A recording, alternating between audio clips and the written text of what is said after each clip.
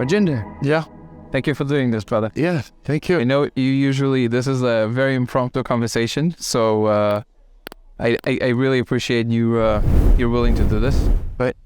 So we're gonna have a super short conversation. Yeah.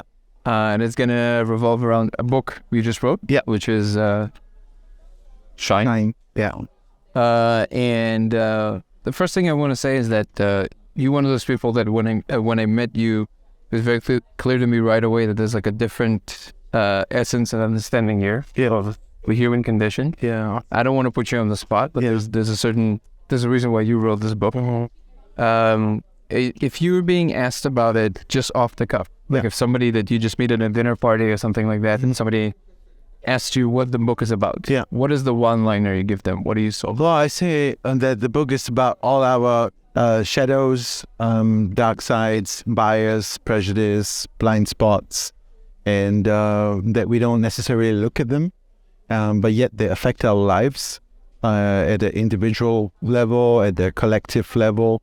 And so this book is about shedding some light into those dark corners. That's it. But told as in a novel. Yeah. To tell that story, I wrote it within a novel where there's a man who meets the fallen angel, the devil himself, and they have this discussion. Given that man himself is a fallen man, given he was kicked out of the Garden of Eden, and the devil himself kicked out of the heaven, and that made the very good story setting for me to speak about the dark sides. So the devil himself is known to be like from the dark side, the prince of darkness, all of that. So if you want to learn about or experience what it means to look within the shadows, why not ask the master of the shadows himself? It is interesting because you don't. I guess it's a thought, not a very obvious thought, which is like you might have a conversation with the devil, because we think of the devil or the fallen angel, we think of him as an entity that's just there to torture us or to make us suffer. We never think of it as a character that will have a dialogue with us. But really it's a dialogue with our, wouldn't you say that's kind of like it's a dialogue with our own channel? And basically... Darf iemand was brengen hier ook? Yeah. En een koffie en een thee. Oh, actually, limonade, house-made limonade. Would you like something? Yeah. I'll take a Chardonnay. Yeah. And a Chardonnay, yes. And another double espresso for me. Double espresso. Thank you so much. Monsieur. Yeah. It's great that the whole story is a playground. It's awesome. Definitely, yeah. So we don't really think of it like that side of the mythology, like the dark side of the mythology. We never think of it in terms of having a dialogue with it. Yeah. We don't think it would speak back. We think of it as just like this ominous thing that we never want to come near, which I guess is part of the problem. Yeah. Because we don't want to acknowledge things about ourselves, about what we're doing. Yeah. And so would you say that the book touches on, like, it's very relevant to the current condition we're in, like as humanity finds itself today? Yeah, it's entirely the case, because the devil in the book says he's captured 99% of humanity through all human systems. So the capitalist system, the education system, the parental system. So the technology involved. So we're captured. So we've been held in a container, and we're unable to see ourselves. We're unable to have that super observer position to look at where we are and where we are heading. And so we're just being dragged or into a space which we don't know why or how. And so the process is completely unconscious for us. Yeah. And then some of us are obviously starting to wake up and to see these little insights, right? So is in the book, and you don't have to say it because if it gives it too much away. No. But there's in the book, there's a resolution in the form of, is there a way out? Yeah, the way out is the way in. Yeah. Interesting. Yeah. Okay. Yeah. So basically, it's the. I see. That's amazing. And just to take a little, like a tiny detour into your own personal life, because you told me that from a young age you had certain awarenesses that you feel that others humans didn't have. Yeah. Did you ever interpret them when you were a kid as just just your imagination, or it was always obvious to you that it's actually touching upon something that is real? I think we have no idea of what is real and what is not real as we're experiencing life. I mean, why does one stone have no value and another stone, like a diamond has, so Why do we give value to? right? Yeah. So why do we give value to a paper bill? Because it represents something. It's got this symbolic value and the representing value. So what is real? Are social conventions real?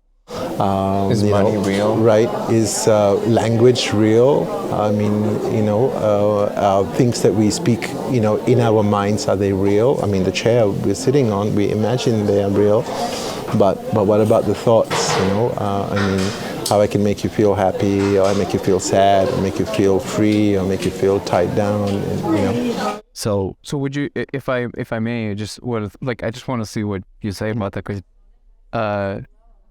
because I connect very deeply to what you're saying. Yeah. And I think that what you're giving, this seemingly innocuous, simple example that you just gave, actually runs really deep. Because really, if you replace the words, why do we give value to something, with the words, why do we give attention to something? Yeah. All of a sudden, it makes it clear that the entire world, not just within the physical world, like the distinctions between why is gold more valuable than granite or things like that. It's more like, why is even the picture that emerges for us as our world, why is it more valuable than the things that are not yet in this world, they can be in this world? Like the emphasis on something makes it, it makes it the central point of reality. Yeah.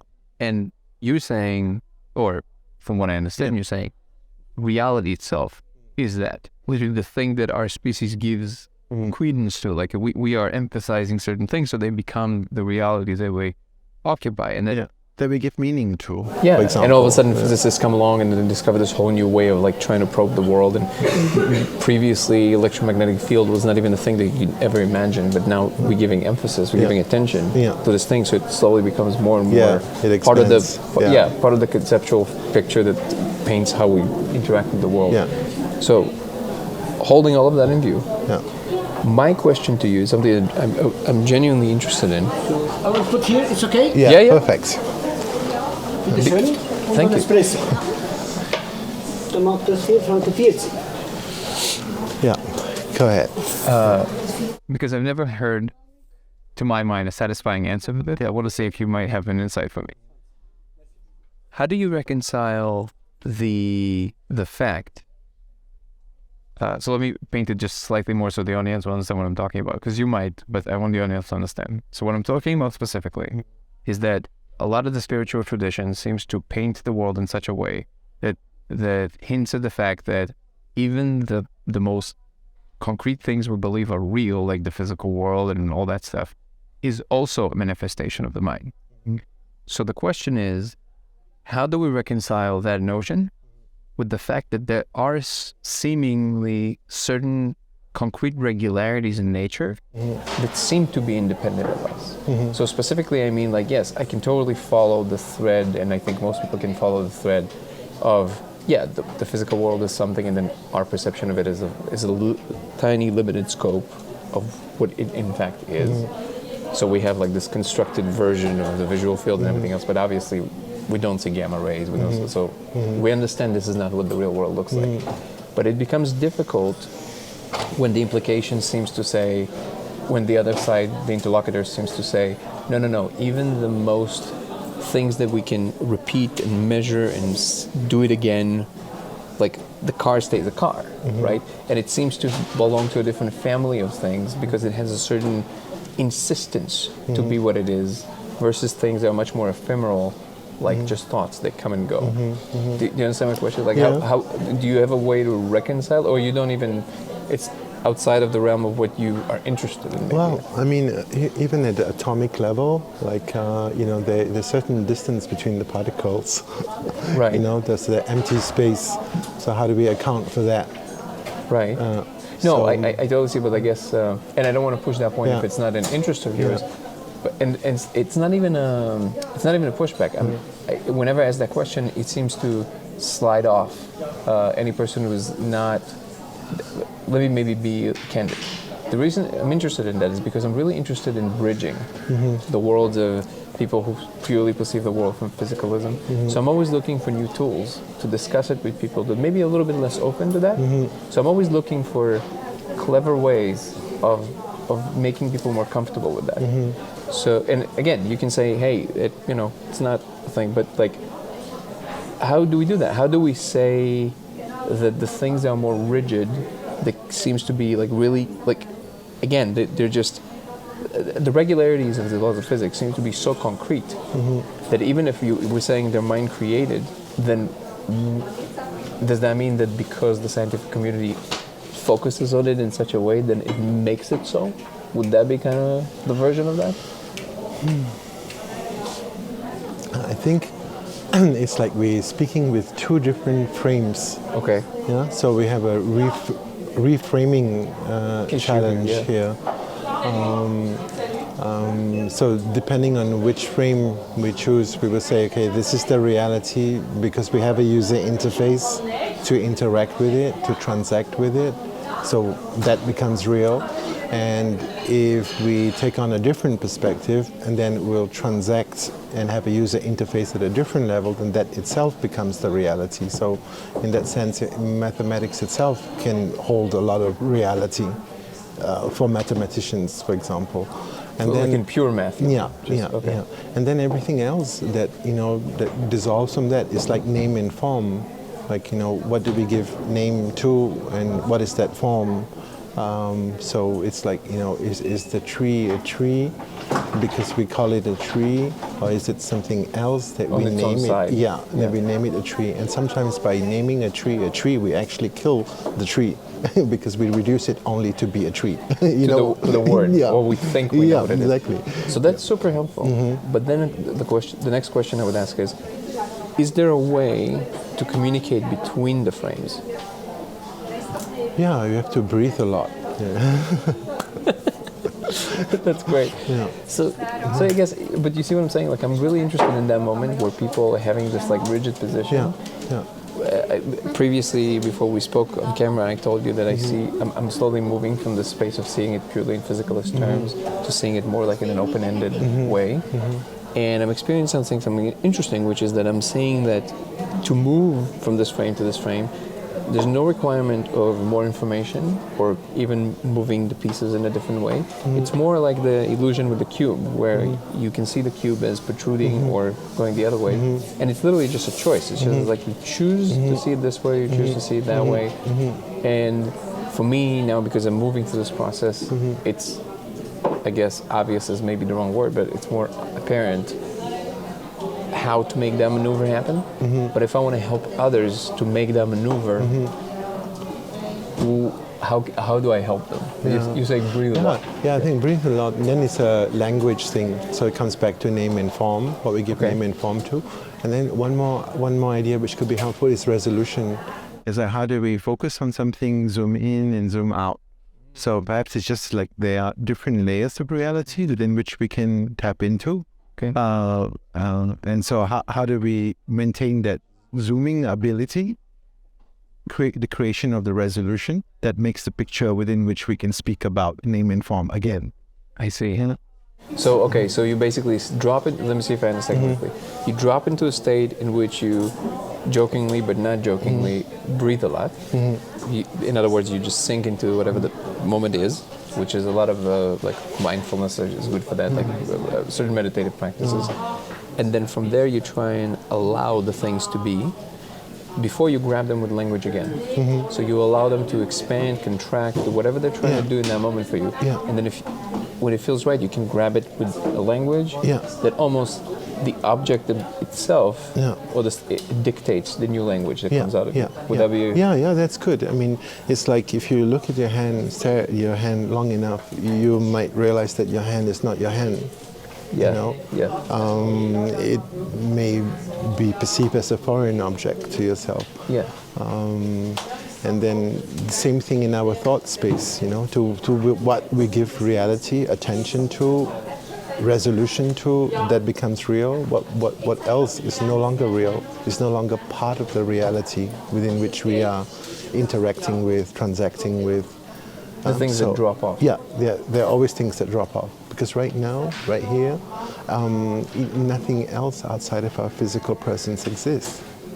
If we allow it, we can just hear, people speaking, the space that we're in, all the ideas of, what is reality, they can all just peel away. If we just allow ourselves to sit in the space, and the longer we move and just breathe into the space, we just become at one with the space. And then it doesn't take long for the mind to come in again and ask another question. Exactly. Yeah. Which again takes you out of the thing and puts you in a, okay, now we're asking this question. Yeah. So, because we don't have a lot of time, I want to try and stay concise. I'm sorry, go ahead. No, good. This emphasis you have on language, I have a very similar emphasis in my work and in how I focus on the world at the moment. And I almost think of language as like a type of magic. There's a certain friend, not just the words we use, but the energy with which we speak, the state we occupy when we speak it. All of it is part of the communication. How would you say that informed the way you wrote the book? Would you say that purely from a technical point, when you were writing and rewriting, were you aware of that in any given moment, or did you flux between just like being in flow and just letting it come? I think the core of the book was written in flow, without too many questions. It's just a question-answer session. So the question brought about the answers brought about questions. So it kept going into this infinite dialogue, Digging. Yeah. Which is really interesting, because if you think about it, really the book is, you can drop off the characters and you just have an answer and question, which is what reality, I guess, bounces off. Exactly. And then you just gave it characters so we as humans can relate that somebody's talking. Exactly. Interesting. Then the difficult parts for me was to do the introduction, so make sure people don't misunderstand it or misuse it or abuse They will. But I tried my best. Yeah. And so the introductions, I had to rewrite it 40 times. Just to make sure that, the someone who picks up the book, is he able to go in or is he not? Where would be his resistance points and where would he say, oh, it's not for me. Because it's like a literary ayahuasca. In the sense that it's you go through like a purging process. You will fight, you will resist it. You're like, why is this question? Why are we speaking to the devil? Why are we talking about the shadow? I'm not like this, or who is this?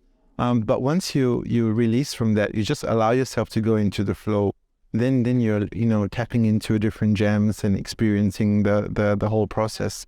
And you're able to understand how we can fool ourselves with our misperceptions, by our misinformation, by our instincts, or so you start to see that, oh, the shirt is getting a bit tight, so you might want to take it off a little and breathe a lot. And breathe a lot. So would you say that in the introduction your attempt was to basically prep people's state, to what preps people's where do they want to be in order to read the book? I mean, it's had I talked a lot about the COVID, people would be like, oh, we're too tired talking about COVID, And then if I had said, oh, I want to talk about good and bad, it's like, oh, I mean, we don't have time for that, I mean, so whatever the topic, now how do I get it to somebody's attention that it's a book written for every human, so that the human can see himself or herself, through its own bias, through, how do we perceive reality? How do we perceive multiple levels of reality? How do we even understand what truth is? And is there something, as truths, are there multiple truths? How do we deal with that? Because from the moment we were born, we were just fed in so many stories, like you said, narratives, biblical narratives, political narratives, economic narratives, money system narratives. So how are we able to see beyond the narratives that we've been fed? So it's really about the information model within which we operate. I felt like everything we that we tend to over preoccupy ourselves with the content, and very little time we spend on understanding the container which holds these contents, which could be like the language structure, like belief structures, like political structures, like any infrastructure we may have. Like Foster Wallace's story about the fish in the water. Yeah, Yeah. Exactly. Yeah. So, The water we swim in, basically. Yeah, exactly. Notice the water. Yeah. No, that's beautiful. Yeah. The only thing, one of the last things I want to ask you, I guess this is just like a thought that came to me while you were talking, which is what makes a book so different as a medium than anything else. Is the fact that you don't really have a direct contact with it's a conversation that you're writing from the beginning to end with the reader without having any input from how they will respond whenever point of the way. So you kind of have to prep the strategy has to be almost impeccable to the way that it's written. But as as an advice for somebody who aspires to be a young writer, is it important to give any credence to that idea, or is it better to drop that notion altogether? Like or you, because I guess you already answered my question, which is like you rewrote it 40 times. So you clearly cared deeply about how people perceive it. But now after you did that, would you do it differently next time, or you think this is important? This is important to prep the audience as much as you can. The content is coming. Well, I mean, I think I got accused once of holding up the rope too high.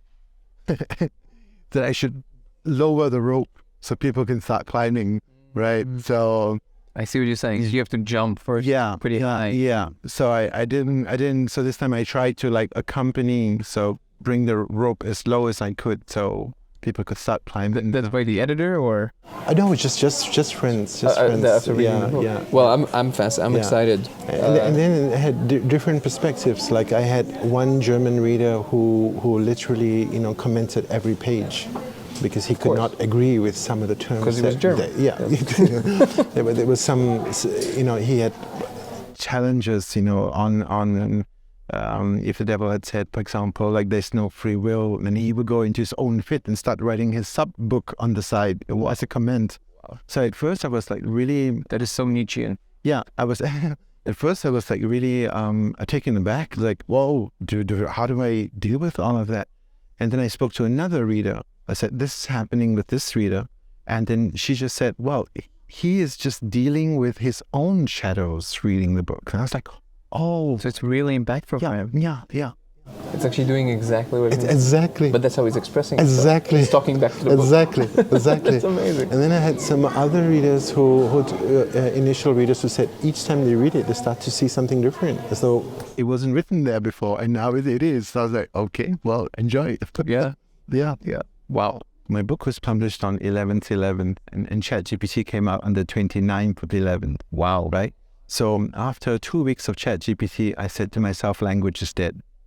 It's like, what are we really communicating? And what is being expressed? And will future books ever be written by a human alone? And what would it mean that it's written by a human? Because it contains structural errors. What does it mean? And what does it mean when it's probabilistically syntax perspective perfect, created by artificial intelligence? So I think the future books may be written as you read them. Wow, what a profound thought. So I feel like my book was probably one of the last books that was actually published before ChatGPT became. That is so symbolic. Yeah, it's like the last. Yeah, like the last word. Exactly. Literally. Yeah. And what made me realize as you were saying that is you can equate it to the container and the content. Yeah. That we humans, we think of like books. We say, oh, the ChatGPT would take our job, not realizing that the job was never the content. Yeah. It was the conceptual framework behind the content, Yeah. which the content arose from. Yeah. So ChatGPT will just write it faster for you, but you still need to be able, like you said before, ask the right question to make it write that thing. Yeah. And the same, by the way, goes to about Midjourney with images. Yeah. You still need to think how you're framing the meaning and how it strings together to create a certain kind of imagery. Yeah. Yeah. So the container, always it refocuses us on what's actually important, which is pure meaning. Yeah. How do you conjure the right meaning? Yeah. But then the actual painting or the actual words, they're just busy work. That's Yeah. Yeah. It will naturally arise from Yeah, your questions. yeah, yeah. So now it just writes it faster. Yeah. It's Exactly. fine. Yeah. Instantaneously. Yeah. Yeah. Yeah. That's incredible. Yeah. So then I think we can ask ourselves, like, what is the nature of truth now? You know, is it because someone has said it that it's become truth, or is it because it is probabilistically calculated from all that has been said that makes it true? You know, is the collective wisdom the truth, or can an individual tap into truth which could be different from collective wisdom? So it goes back to Plato's allegory of the cave. Yeah, right. You know, so I think So what would be the shadows on the wall, which is our convictions? everything, our perceptions, right? And what's the And they're outside linked- world in that analogy? I think this is what everyone is speaking about: the fifth dimension, sixth dimension, seven dimensions. But that might 11 still be the dimensions. shadows. They may still be the shadows. Yeah. Yeah. That's an Definitely. interesting thought. But you know, this is not to take us on a long tangent on this, but do you think that, because you're right, if we start thinking about the world in terms of everything is conceptual and whatever content arises in front of us, even without talking, is already a narrative, then the idea of the objective of anything outside, The floor just falls under your feet, like it just disappears. Like there's no more floor. That's it. Yeah. But there still must be some structure in which the whole thing takes place, or the whole thing is whatever it is. I'm not saying we necessarily will know, and we probably will never know. But don't you think that thing still can be considered the objective thing, like the fact that it's even exists? I think there is no that thing. I mean, we're it. This is the thing. So it's like it starts and ends here. Yeah, it starts and ends here, right here. And then we have filtered ourselves out of it. So we have filtered ourselves to be a that and a this. And we're like, you know, this hologram or that hologram, but we are holograms within holograms within holograms. And this is it. This is where we are, which is everything else is creating around us. Damn, man. Talking about an infinite rabbit hole. So now I see what you mean by just breathe a lot. Yeah.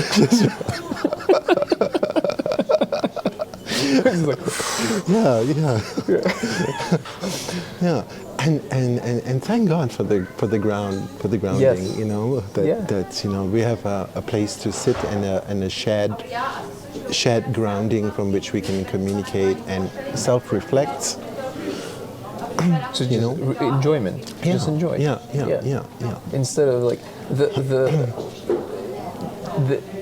the default is the unfathomable awe. That is the default.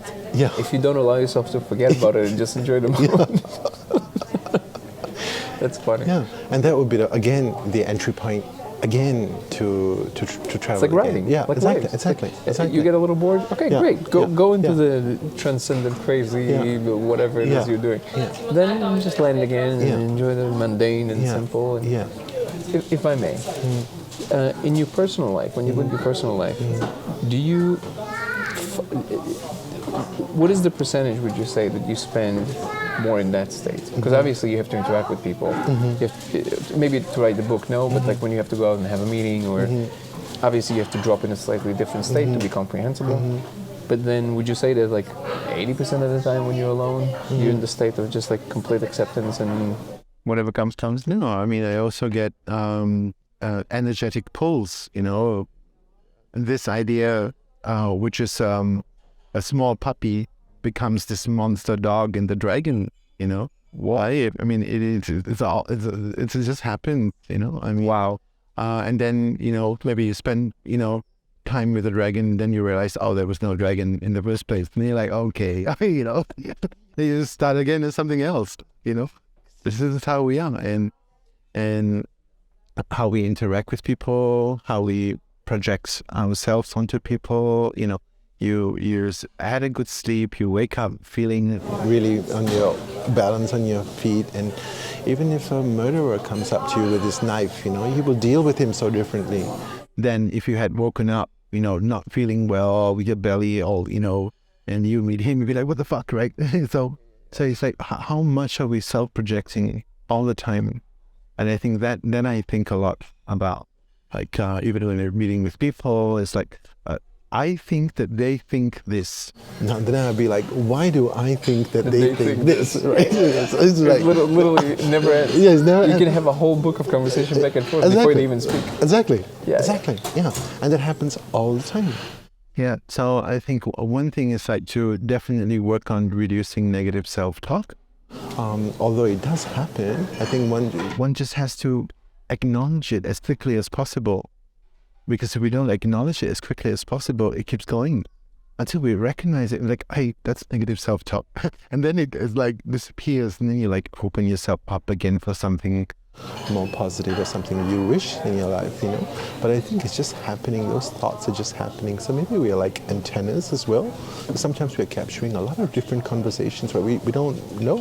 I mean, do we really decide where the next thought is coming from? Unless it's in the stream. Exactly. Yeah. No, I don't think you decide anything. Yeah. One of the most profound thoughts I've ever had was that in that instance of making a decision, it's really, if you pay close attention to it, it's equivalent to falling asleep for a nanosecond and then waking up in a world in which now you're going to do this or that. But the actual action of deciding what you're going to do, it never happened for you. You just kind of debating it in the beginning with pros and cons both ways. But then when the moment of decision had to happen because of time pressure or whatever it is, it's almost like you were gone and then you were back with a story about why you think you made the decision retroactively. But you never made it. Yeah. The thought was that this instance is the one thing that is outside of existence itself, and it actually goes all the way to the beginning of the universe, in which the universe decided to be or not to be. But the decision was outside of the ability of the universe itself to inspect. It was like the ultimate thing that is, it's like, again, the hole in the donut. And it's the thing that ties us to the ultimate, whatever object it is.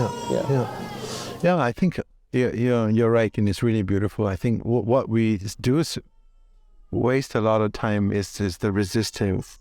We resist being for fight things being. I think there comes the space of doubt, of guilt, of wrong perception, overthinking, and inability to, we're just frozen, inability to act, inability to decide. And like you were saying, like, I want to go take a shower, and then you spend 30 minutes on the couch.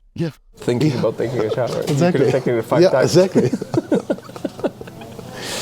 And then we hold those thoughts, and then they keep parasiting. So they're like parasital thoughts, but we don't realize them because it's happening all the time. So I think the thing we can do is like, how much time in a day, even if it's for a minute, can we hold like clear space thought? Can we hold a space of no thought? Even if it's like for 10 seconds. 10 seconds is a long time. Yeah, it can be a long time because something immediately pops up. So one way I recommend it to my friends to learn to appreciate this is to like lie flat on the ground with your feet in relaxed position, so your just palms like up, right? Palms up to the ceiling, and then you start breathing in completely, and then you breathe from 54 back to 0. And see how many of them you miss with your attention. Exactly. So it's going 54, full breath cycle, then 53, then 52, and then a thought comes in, saying, oh, you got to do this, you got to call that person, and be like, okay, so was I 53 or was it 54, So you keep jumping, and then I've done this experiment with so many people, so I see how sometimes they're like 48, 47, 42, 41. I'm like, oh, did you miss it? And that you don't realize, you know? So it's like, where is the mind space going during that time? But the ability to continue doing that, continue holding back the count and refusing all other thoughts can then really take you, as you get towards zero, into just clear space and just joy emerges. Yeah, simple as that. Because and that helps you to understand how many thoughts are polluting, are being shot at us all the time. You know, and it's the whole attention economy again. You know, so in my book there's well,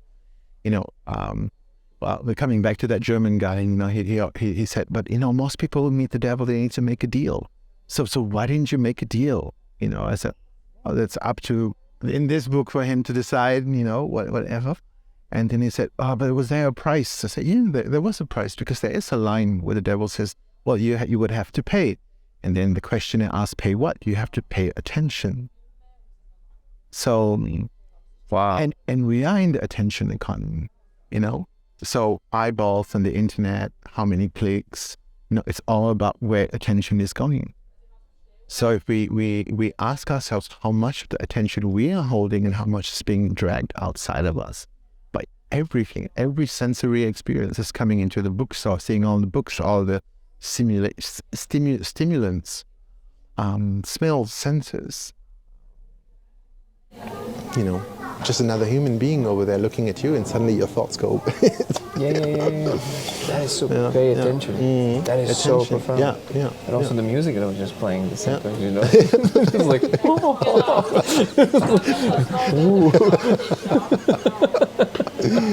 This is amazing. Yeah. Like I even forget what I wanted to ask something. Exactly, I forget because it was where's our attention going, right? Oh, I wanted to say something so like technical. I just wanted to say that the breathing thing, because that's basically anapana, which is like you learn in Vipassana, right? Yeah. Just paying attention to the breath. Yeah. But it knocked it out of my brain, because the importance of what you were saying was so much more than that. Yeah. Because in the end, like if I pay close attention to what it's like to be me interviewing you right now, it's a constant flux of me trying my best to really drop into what you're saying. Yeah. And then there's a cacophony of things happening, which is like, make sure that, that the next question reflects what you were saying. Make sure that it's connected with, like, all those rules, right? Yeah. And what I noticed, the more I do interviews, the more I notice this, that really the most fluid conversation that I later watch is always the one in which I dropped the need to have those rules. Yeah. It's like, you don't need to know, you don't need to plan. Yeah. Really, really, you don't need to plan. If you're truly true to what has happened, this dance of happening will happen much better than you could ever anticipate. Yeah. Through you, through the other person. Yeah. Instead of you setting up all those rules about how it's gonna be better. Yeah. And I think that we do that all the time. We project. So if we had transcribed some of the questions that you asked, you might even wonder, did I really ask this question, or was I formulating the question, or was I formulating the answer within the question? It's the infinite Russian doll thing. Exactly.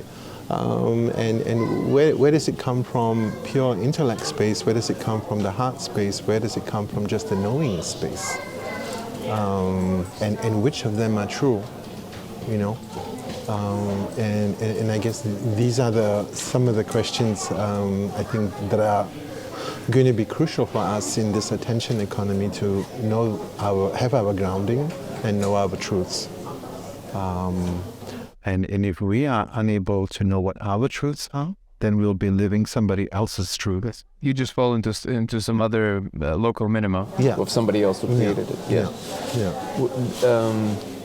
This is really interesting, because I do think, there's certain domains in technology, for example, and you've been in software development, so there's where you can't allow yourself to just know, because there's certain patterns by which the things you're interacting with, the technology you're interacting with, behaves. Mm-hmm. So that seems to belong on its own side, because if I would just do the equivalent of just waiting for the right question to come in software development, would you say there's an analog in writing code there? Like, would you just know what to say there, or you have to have an understanding of what a very particular structure of the code would create? Like that, you have to know what it does, and you do have to plan. Yeah.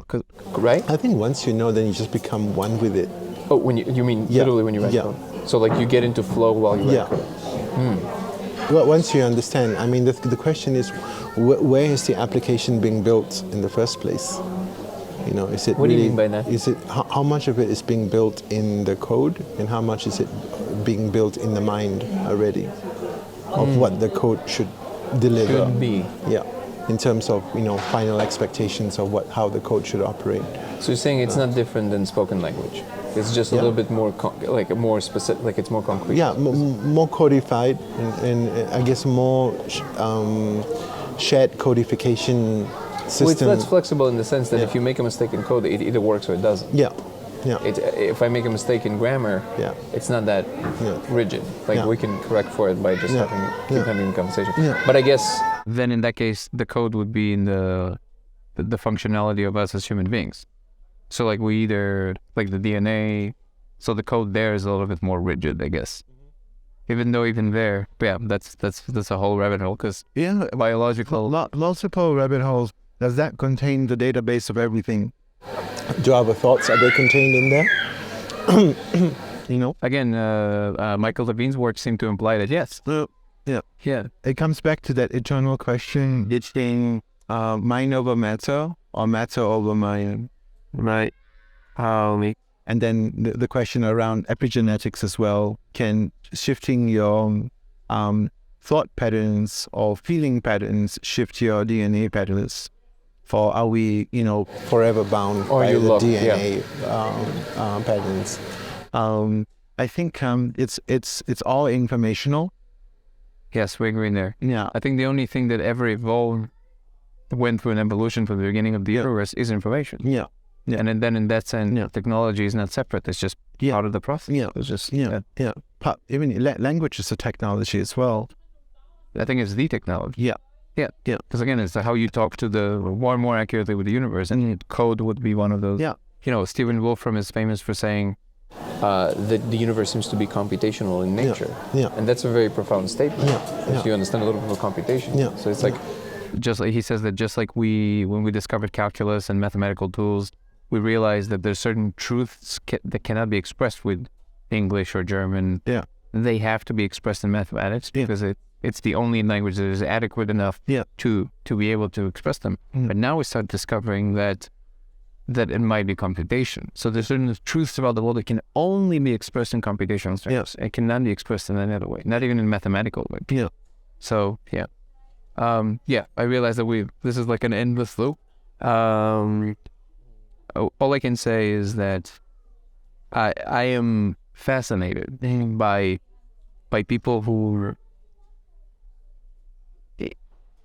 have especially people who have the technical abilities, but also have the ability to perceive the deeper sense of beingness and humanness. And they make the choice to drop more into the thing that is more human, and is more, or maybe human is the wrong word, but like into the thing that is more being versus the thing that is more technical.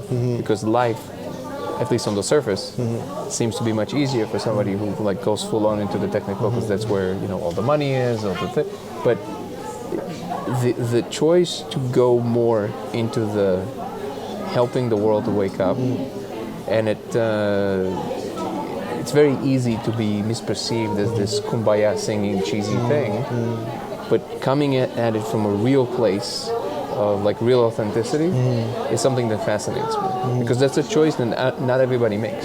I'm sure that other people also have the ability, and not everybody makes that choice. Yeah, I think it's possibly also a reflection with deaths. I think there's a quote somewhere in the book around, you have to die before you die in order to live forever. If you don't die before you die when you die. So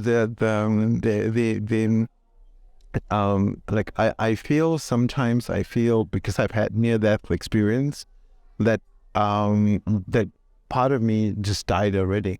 So now I'm like it's a different life, and You shifted to a different reality. yeah, basically. to a different reality. So embracing life much more differently than ever before.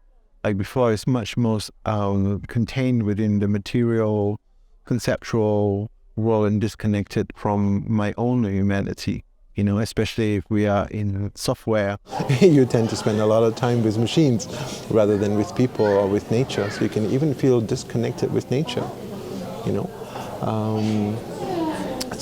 But we are nature. Yeah. Yeah, but we can so easily forget that. So we can so easily disconnect us from ourselves.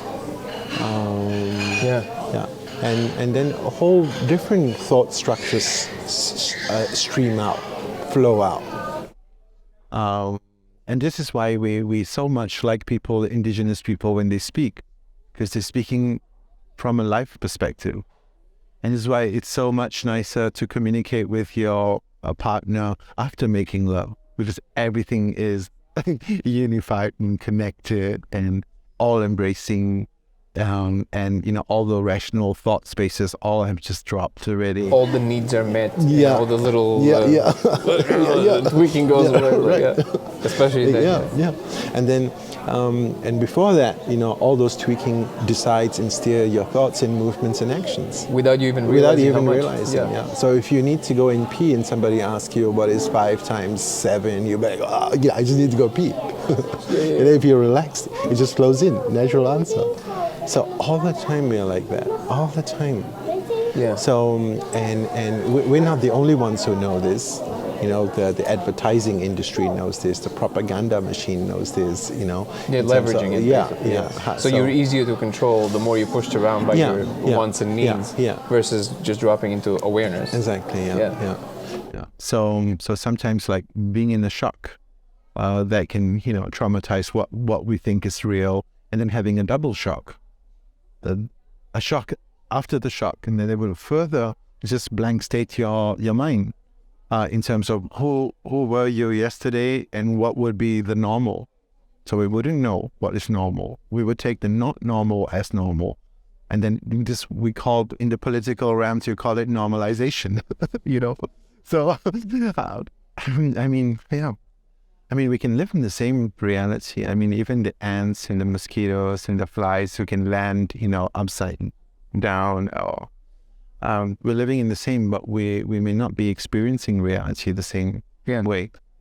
And what is true of you and the fly might be true between the two different people. Yeah, Like exactly. experiencing a completely different world. Exactly. Yeah. And sometimes, like, again, coming back to the couple thing, you could be in the same bed, but 1,000 miles away. Yeah. Sometimes you can be with someone 1,000 miles away In the same and be bed. in the same place, right? Yeah. Wow. Yeah. And again, all of these things, what's interesting is that we hear these things, we see inspirational quotes on Instagram, we know of that. Yeah.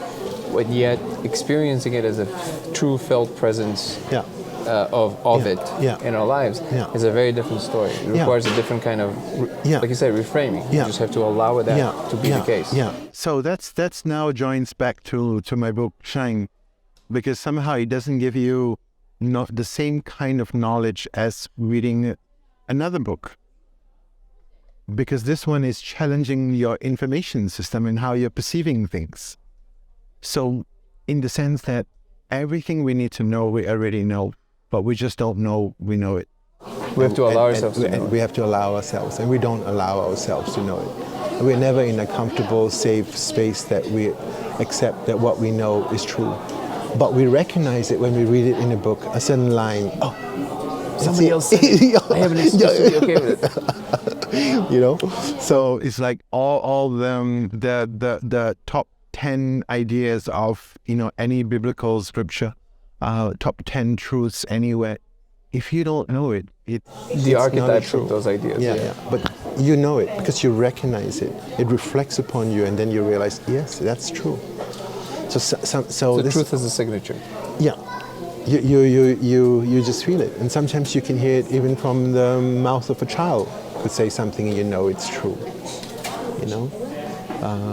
It was a very true moment. Yeah. There's a really fun short anecdote. My sister, one of my nephews, her little boy, I mean, she lost her temper for a second, And she started like, okay, stop it, like something like, you know, and he's like 2.5. Yeah. And then he looked at her, and it was a moment of silence, and then he just went, in Hebrew he said, he pressed on her nose and he said, up, which is nose. He's like, nose. Yeah. And she just started laughing. Yeah. He reminded her, Yeah. like, they're just like, what are you doing? Yeah. I don't understand anything. Like, what are you yelling at me? That's it. That's it. If only we could do this with ourselves all the time. Yeah. You know? If only we had our codified experience of how to just, you know, tune out and tune in, you know, let go of some of that and just come back to our space. And this is what, you know, somehow we're fumbling with all these ideas of mindfulness at work, at home, with children, meditation, breathing, yoga. I mean, why are we doing all of that? We're just trying to find that code. We're trying to find that key nose, and then you like laugh and like, Yeah. it's all good. Yeah. Oh, when you, what is it, when you attain Satori, all that is left is to have a good laugh. Yeah. Yeah. Well, so would you say that you're optimistic about our future? You personally?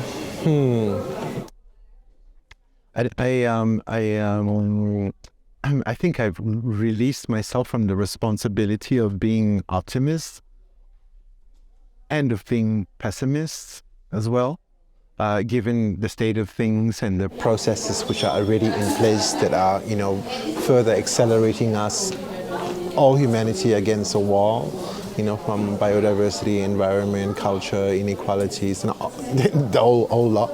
And I'm just trying to like, what can I do concretely? How can I just make it better? Connect with people, like-minded people like you, and just focus on that, breathe into that, rather than breathing into spaces which I do not feel comfortable with. So, and the rest is not in our hands. There are greater forces at work. So it's less about adapting attitude towards the thing. It's just seeing how you can be part of the solution, like part of the thing that you how can you feel is the right direction. Yeah. How can you breathe better with it? How can you be in a better feeling with it? And move the attention there and keep doing stuff there. It really feels, it's going to sound very eye-rolling moment for the audience, I'm sure, what I'm about to say. But it really feels different sitting with you. Yeah. It feels easy, in the sense that I can feel the ease with which things are allowed to be expressed. That there's no like, I don't feel there's like a right and wrong here. It's just, it's whatever unfolds. I'm very excited to read your book. Yeah. And I would actually, I would love to have this conversation again. Either when I'm back around or when we're Definitely. I mean, when you're going through the book, I definitely want to know what you're thinking about, and when you read it as well. I'd like to have a conversation with you and how you perceived which elements I brought to light, if they created value for you in your journey to understanding and unfolding the nature of truth and reality. I'm very excited to talk about that. Rajinder, thank you so much for doing this. Thank you. I have to say that this is like, it was a very unexpected. I came here to meet someone else. Yeah. And then you walked in and we had this beautiful interaction, and I'm deeply grateful. That you walked into my life and we get to have this interaction and to have future interaction. Yeah, definitely. It was a great pleasure. Thank you so much for doing this. Thank I appreciate that. Yeah, thank you. Thank you.